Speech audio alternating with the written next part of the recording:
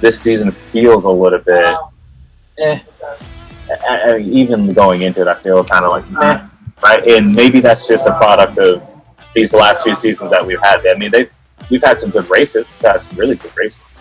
But as far as like the overall season, it's lacked a lot of drama. It did, honestly, but give credit to Formula One, what they had to work with in that situation. I mean, we got to see new tracks too, like in Portugal and Turkey, that we haven't seen in a long time. But also, to your point earlier, I feel that it's just me, maybe Red Bull and Mercedes will battle out closer than years past. It may come down to the wire. I said this before. It may come down to the wire. It may come down to the last race.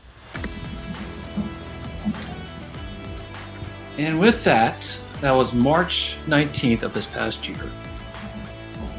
I did call it, that this was going to be close. It was coming down the wire. I think, Mike, you said the same thing. Chaz was probably the only one that said Mercedes will probably blow it out the water. With that, welcome aboard.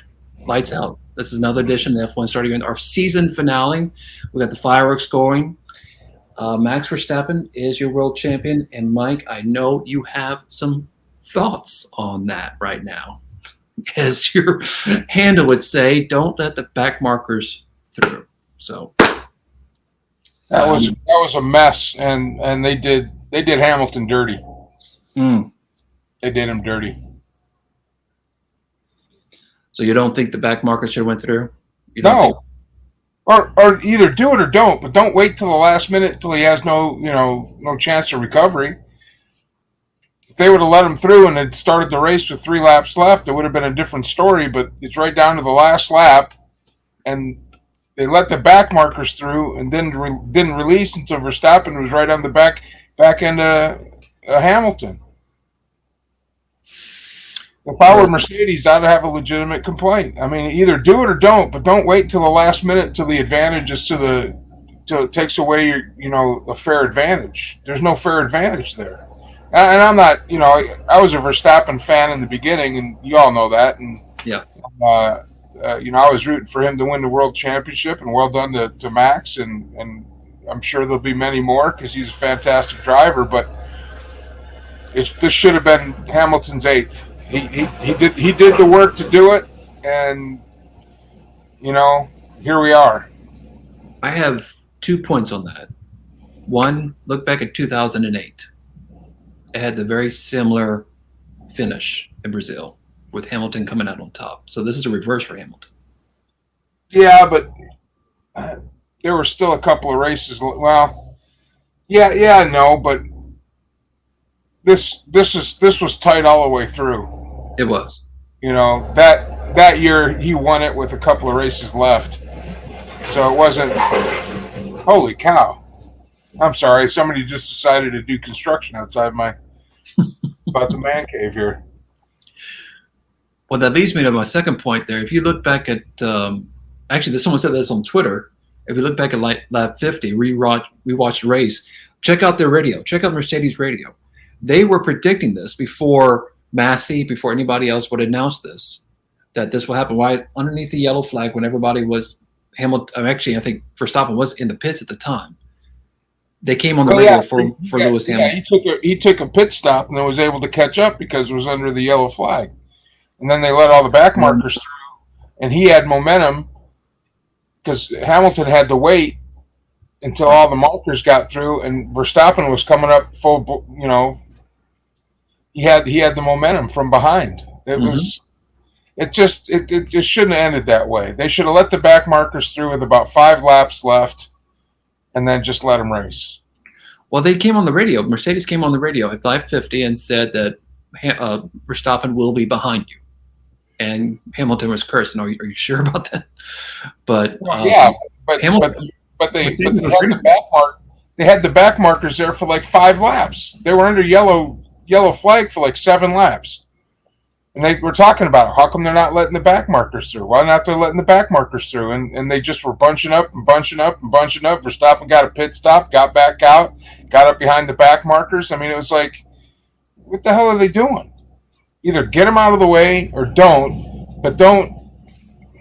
Yeah, I didn't like the way it ended. I mean, I'm happy for Max, but you got to. Hamilton deserves the respect of having a fair race, and that I don't think that was fair. I mean, That's my opinion. That's my opinion. I thought they did him dirty. To our both our points earlier this year, we thought Hamilton would retire at the end of this year. I think this gives him momentum to stay and fight for another championship. I mean, I mean, he's been around for a long time. He's one of the senior drivers now, so Yep. and as safe as the cars are now, and he's on it. He's on the best team, by far the best team. Actually, thank you for bringing that point up, because I want to point this out to you. Since they're changing power units, if you look back 20, 30 years, whenever a new power unit comes up, a new team comes up with it. Like look at Red Bull in 2010. Look at Ferrari in 2000. The only time that didn't really fit was like the late 2000s, whenever the new V10 came in, or I'm sorry, V8 came in, and there was a few years there was just multiple people. But if you look at every different power unit coming into play, that brings up a new team, Mercedes in 2014. Yeah, I think this is going to be different though, because they have those new rules now, so everybody's kind of even. Punched up, yeah. They're all no team has got a great advantage like it has been because of money or because of for whatever reason. They're all going to be kind of on a level playing field, so it's going to be more. It's going to come down to more of the driver, which I think is how it should be. I think all the cars should be the same, and we should see who the best driver is. Well, if you look back at Hamilton's career, he was really successful when he came to Mercedes. He won one world championship with McLaren. The other years, though, he was in the top 10, but he wasn't really as competitive as he was with Mercedes. So to your point about being a driver, this may come up to a point that these F2 drivers are coming up right now, either this past year or the year coming up here. You're going to see a new crop of drivers that are really going to challenge the old guard, per se. Oh, absolutely. Absolutely. And they've got a lot of great drivers that their potential really hasn't been reached because they've been in crappy machines. I mean, look at George Russell, for instance. Yeah. Gasly, Pierre Gasly. They're just not in superior machines. So now that we put all the machines on the same level, now we're going to see some good racing. Now we're going to see some. It's not going to be the same two people on the podium every week, and they've won the race with 2/3 of the field lapped. It's like first place, second place, and third place are going to be separated by 5 to 6 seconds, not a minute and a half. So basically, and I'm going out on a limb here, that we may even see a new team next year, new driver next year get the championship. We may see the next few years, we may actually see the late 2000s, where you see multiple drivers champions, multiple constructors champions come into play because of the new rule set. Everything is much tighter in the rule situation. But I want to come back to this, to the Abu Dhabi Grand Prix, because going into qualifying, Red Bull was on the softs. They started on the softs. And they just had this momentum behind them. And to be fair, they had a game plan going into qualifying to get Max on pole by Sergio Perez helping him out, give him that extra toe behind him, and push him into the qualifying and into pole. So the momentum, I mean, watching the race, I thought Lewis Hamilton had it in the back until the last minute. I don't want to take anything away from Lewis Hamilton. He pushed that car like never before in his career. Maybe 2016 when he was going against Nico. But I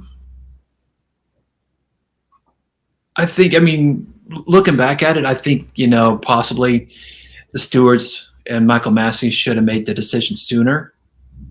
But you can't really blame, and I'm not blaming Max. I don't think you're blaming Max or Red Bull for that decision. Well, no. This has nothing to do with Max. I mean, I mean, he's going to take advantage of the situation like any good driver would. I'm not mad at Max Verstappen. I'm mad at the system that put Max in a position of an unfair advantage, in my opinion. Sure. And they mentioned it, and then it was almost like they can't mention it, so they stopped mentioning it. But I think it was Button said if they don't let the back markers through, the race is over.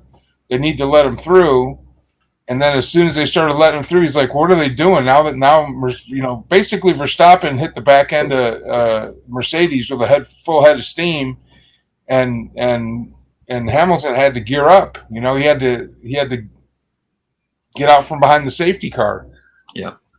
So it's almost like Max had a running head start, and that's it's hard to overtake. In those cars, it comes down to a fraction of a second, and he had it. He had brand new tires because he went in and took advantage of the pit stop. And even Hamilton was like, "What is he doing? He's getting a free pit stop." I mean, it was bad. It was bad all the way around. I didn't like the way it finished. I would have much rather have battled it out on even terms.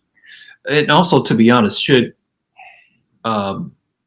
Lewis pit as well? I mean, he wanted to come into the pits for new tires. Well, he wanted to come in, and it's just one of those last minute type deals, and Toto Wolff said no. Yeah, I mean, I'm kind of shocked about it too. I mean, only one pit stop. Max had 3 and still won. I mean, granted, he had a free one under the yellow flag because he had such a lead that he didn't lose his position, and then he had the one right there at the end where again he was so far ahead of everybody else. Whoever was in third place, Perez, who was in third place, was so far back. He went in, leisurely took his time, got back out there. Perez isn't going to mess with. Plus, once he got back out on the track and got his position, everybody was bunching up behind the safety car. Yeah. The safety car ran around like 7 laps. Who the hell has a safety car for 7 laps? Get whatever the hell it was off the track and let's go. Safety cars go for 2 or 3. They even mentioned that. It's like, why is the safety car still out there? Yeah. Isn't the track cleared? It should have been, everything was. I followed everything that the guys were talking about. The commentators were talking about, and every single one of them was like, "Why are they doing that?" They couldn't understand it. I couldn't understand it either. So, congratulations to Max, but yeah. I think the end could have played out a little more fair for both drivers. It could have been. And honestly, the safety car should have came in a little sooner, maybe a couple acts sooner, so they could have more racing. Or at least let the back markers through sooner. Right. Not hold them up so Max can go in and, get a cup of tea and go to the bathroom and grab a sandwich and jump on the track. And still be in position. I don't know. Actually, I want to talk about a couple more points here before we move on. I want to discuss this. I mean, Max. Well, first off, Lewis should have went in for new tires and underneath the yellow, which what you wanted to do. It was still on those old mediums for the most part. That's what really hurt him as well. I think this was an error on Mercedes for not, get him on the softs too. Oh yeah, but those are those last minute. They didn't get him in time, and he passed the pit already, and that was it. Mm-hmm. And Michael Massey went on. Him and Toto Wolff were fighting out with the race was on this last lap. Mm-hmm. And Toto Wolff was yelling into the radios like, this should not happen. This is wrong. This is, absurd. And Michael Massey just came back. Toto, this is racing. Leave it at that. Yeah, but he had a legitimate complaint though.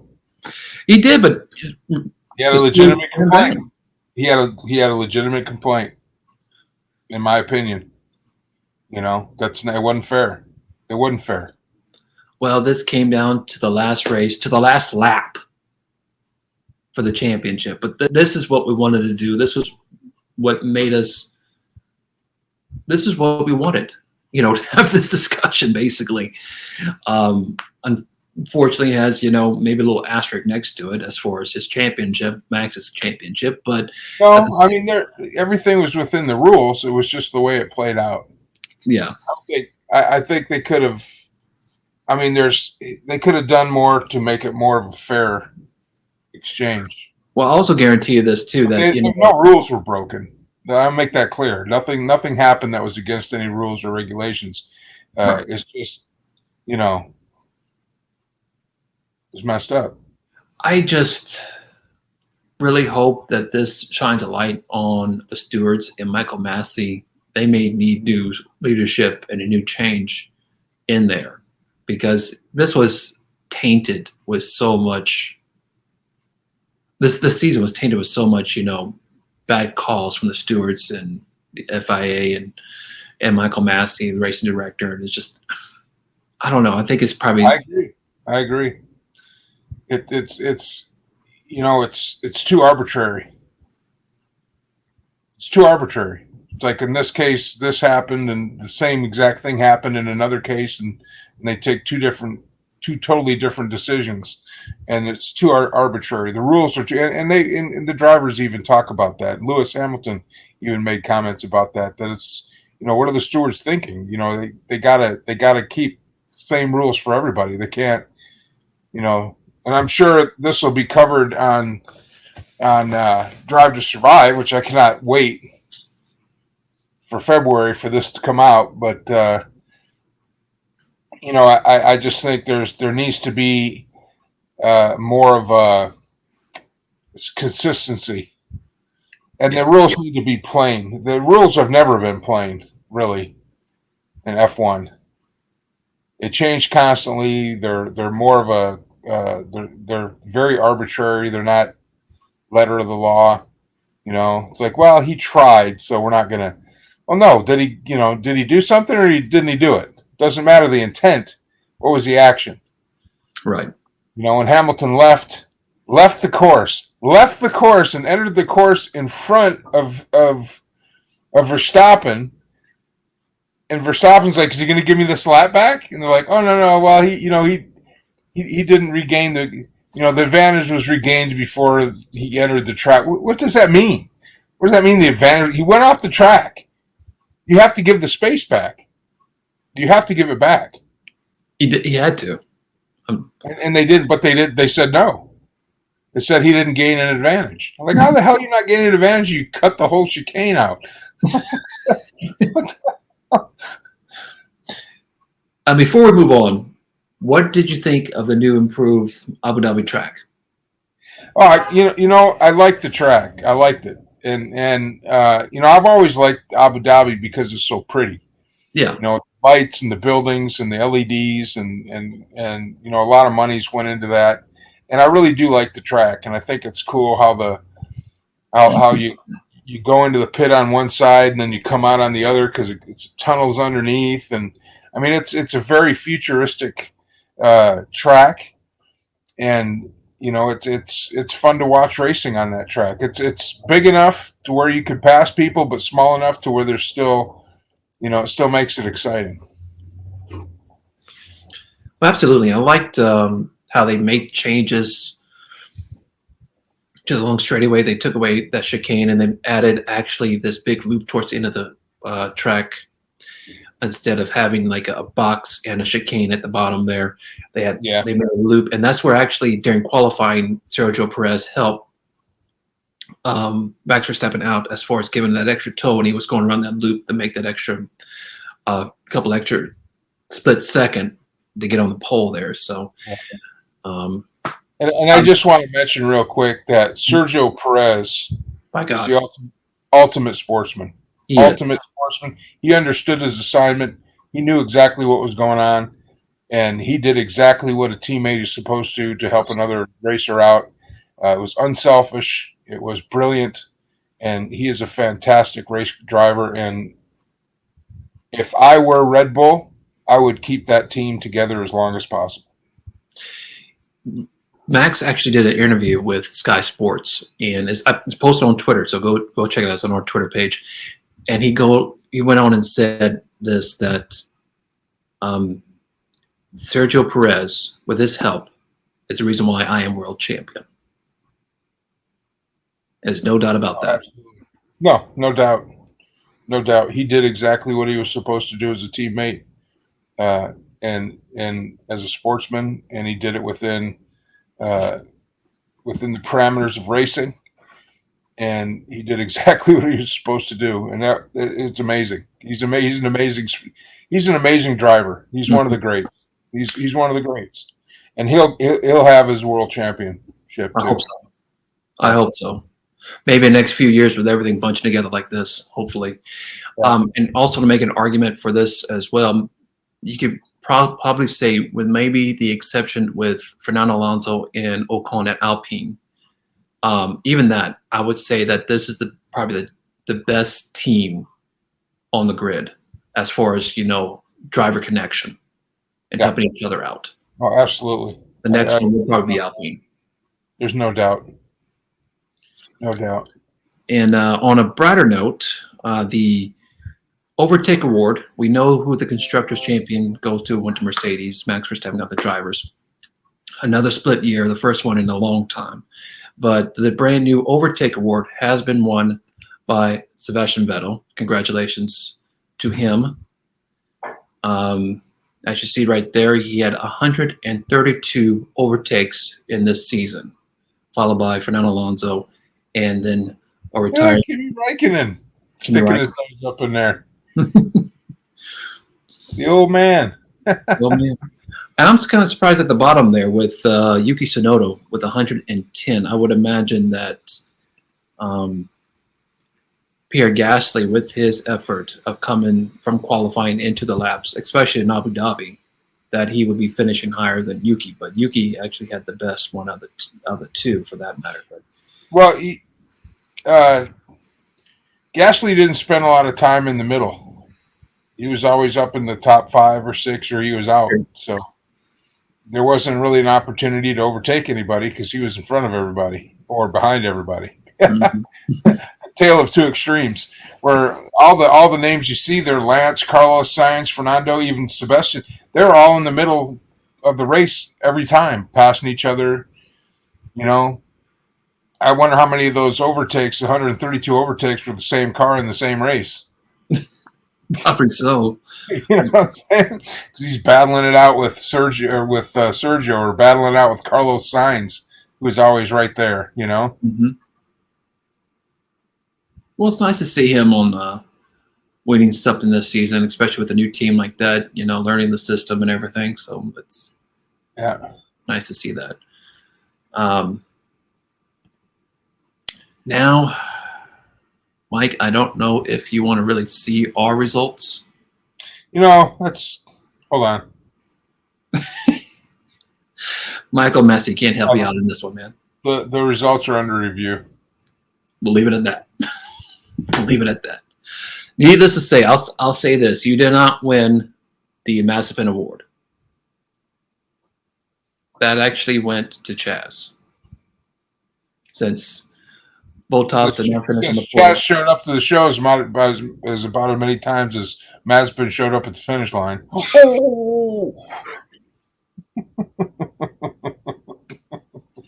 Chaz, that is to you. If you're man enough to respond to that, come on. Let's do it. I don't know where he is, but... I don't know where he is, man. I miss going back and forth with him. God dang it. But to show the results here, and to be fair, we got another season ahead of us, but...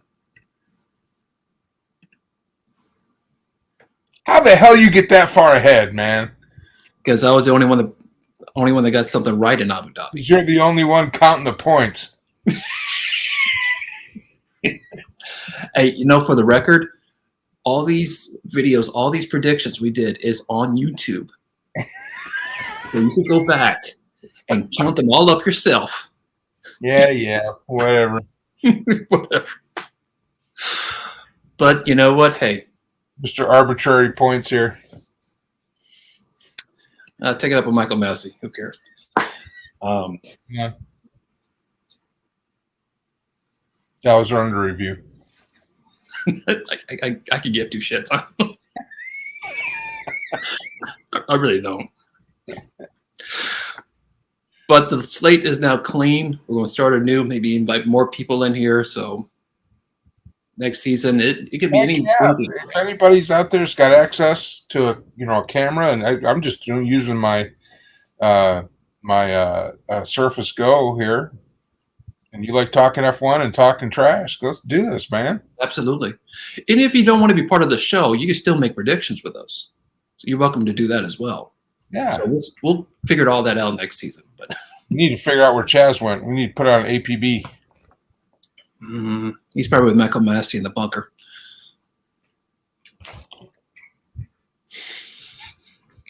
No, he's not.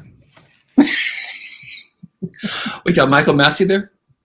Let's interview him. Come on. Let's find out what the hell happened there.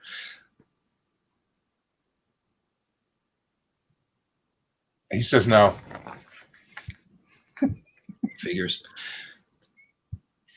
He says that's racing. Rubbin's racing, baby. Rubbin's racing. Anyway, I want to talk about this too, how the constructors came out. Of course, you had Mercedes on top, barely.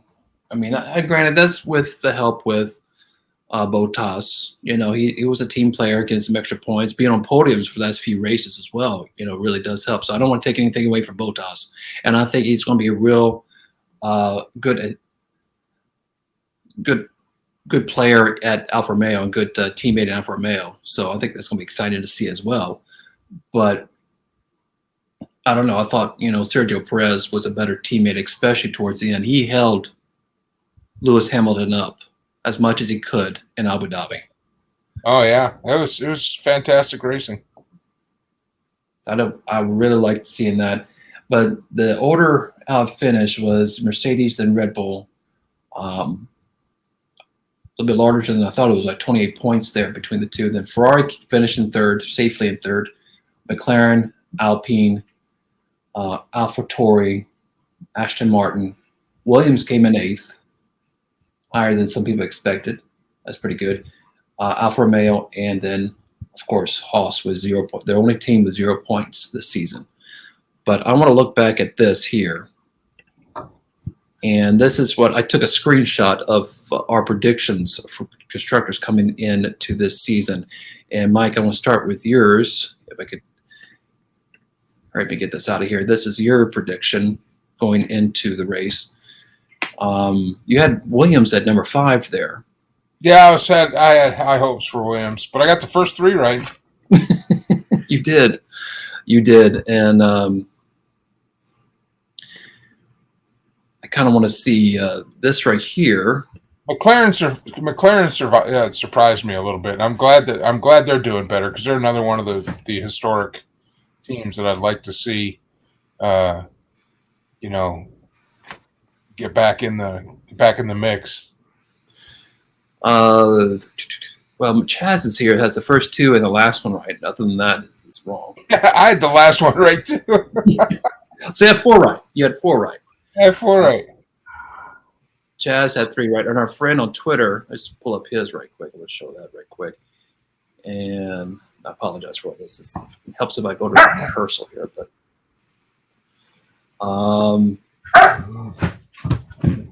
he also had like 2 right. So F1 fan 2 had 3 right there. Actually, I don't know. Alpine, I think, was pretty close there. And AlphaTauri, yeah, it was pretty close on that front. So wait a minute. I had 4 right. That's 400 points. That puts me in the lead. All right, you want to talk about who's in the lead? Then let me show you mine prediction going into the season. I had 1, 2, 3. That's bullshit.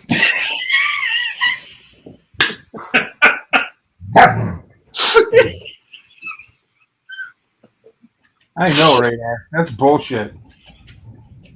That's bullshit. It's all on YouTube. It's all there. Yeah, look at this. Look at this bullshit, Radar. Look at this bullshit. Look at that. Look at that. Look at that. You know what? I think we just should end the show right now. Just go. Wait till next year. Oh man, I think I had like 6 right. So, Hold on. Yes, I do think it's suspect that the person actually counting and keeping track of the points did win this year. Yes, I do. I do think that. well then, Mike, you're more than welcome to be in charge of that next season. You don't want me in charge of that.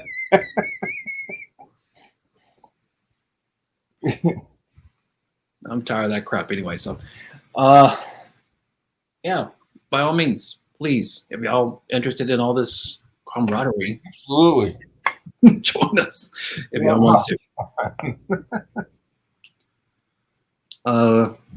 But actually, before we get to another topic here, your thoughts on the leaving Kimi Raikkonen of the sport? Well, he's been around for what, 28 years, 30 years? You know, he was a world champion a couple times. I mean, he's a great race car driver, great competitor, funny dude. Miss him on the radio. He will go down in history for what happened at Monte Carlo the year he wrecked out, walked out of his car, over the barrier, down onto his boat, got undressed and sat and drank and watched the rest of the race. That was amazing. So you wreck your car right where your boat is. It's fantastic. That was perfect. It was awesome. Then he just sat there and then they showed pictures of him in shorts and a t-shirt, drinking, watching the rest of the race with his folks. That's funny. I will miss him. In fact, I posted on Twitter. It's like Sky Sports needs to hire him. Oh my God! Yes. Oh my God! Yes, him and Button and yeah, absolutely go at it. Absolutely, they could go at it like the old days. Just the snark. And you never know. He might get a wild hair up his butt and come back like Fernando Alonso a couple years later. Hey, I want to race again. You know, give me a spot. Yeah, could be. Yeah, could be. But, well, to be fair, Alonso didn't really leave racing. He went to IndyCar for a little while. He also did some other racing on the side, so he didn't leave racing. But I think apparently Kimi is leaving and just retiring. Period. Yeah, he's just retired. I mean, he's been racing for, like I said, over 30 years. I mean, yeah, that's a long career. That's a good career. Speak about the old timers there. We just mentioned him, Fernando Alonso. He's actually going in for surgery in January for a previous injury he did on his bike. This is on F1.com. So this may play into his ability to race again in 2022. I mean, hopefully everything's going to be all right with him and everything. But normally, if you come back from a surgery like that, he has to take time to heal and everything. So I don't know if he's going to be ready by the beginning part of the season in March. Yeah. So prayers with him. I hope everything's fine. He's my favorite driver, so I hope he does come back. And he's proven with his injury he can be able to come back and help out his teammate and hold off Lewis Hamilton for several laps and let Ocon win the championship there. But he's one of these type of players. I mean, I wish they showed it, because whenever he finished on podium a few races ago, or a couple of races ago, that like he went to congratulate Ocon when he won the champion, or won a race.